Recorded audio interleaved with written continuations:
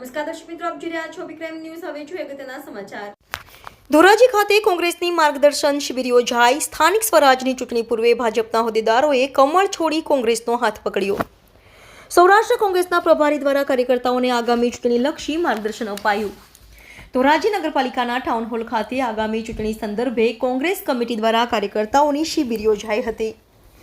યોજાયેલ શિબિર કાર્યક્રમમાં ગુજરાત સૌરાષ્ટ્રના કોંગ્રેસના પ્રભારી ભૂપેન્દ્ર મારવીજી વિશેષ ઉપસ્થિત રહ્યા હતા. તેમની સાથે પૂર્વ ધારાસભ્ય અને રાજકોટ જિલ્લા કોંગ્રેસના અધ્યક્ષ લલિતભાઈ વસોયા, ઉપલેટા તાલુકા પંચાયતના પૂર્વ પ્રમુખ લાખાભાઈ ડાંગર, ધોરાજીના પૂર્વ નગરપતિ ડીએલ ભાષા, કોંગ્રેસ અગ્રણી લક્ષ્મણભાઈ ભોપાળા, શહેર કોંગ્રેસ પ્રમુખ દિનેશભાઈ વોરા સહિત ધોરાજી, ઉપલેટા, પાયાવદર વિધાનસભાના બેઠકના કોંગ્રેસના હોદ્દેદારો અને મુખ્ય કાર્યકર્તાઓની બેઠક યોજાઈ હતી. આગામી સ્થાનિક સ્વરાજની ચૂંટણીઓ આવી રહી હોય જે સંદર્ભે કોંગ્રેસના પ્રભારી ભૂપેન્દ્ર મારવીજી દ્વારા કાર્યકર્તાઓને વિશેષ માર્ગદર્શન આપ્યું હતું.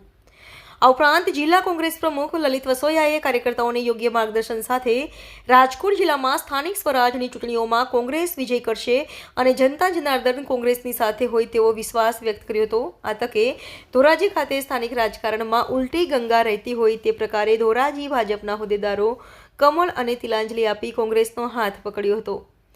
ધોરાજી શહેર ભાજપના પૂર્વ પ્રમુખ અને કોળી સમાજના આગેવાન લખુભાઈ વખુડિયા તેમજ દિલીપભાઈ વાઘેલા તેમના કાર્યકર્તાઓ સાથે ભાજપ છોડી કોંગ્રેસનો કેસ ધારણ કર્યો હતો.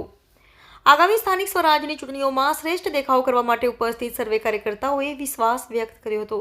રિપોર્ટર ફિરોઝ જુનેજા, અભિક્રાઇમ ન્યૂઝ, ધોરાજી.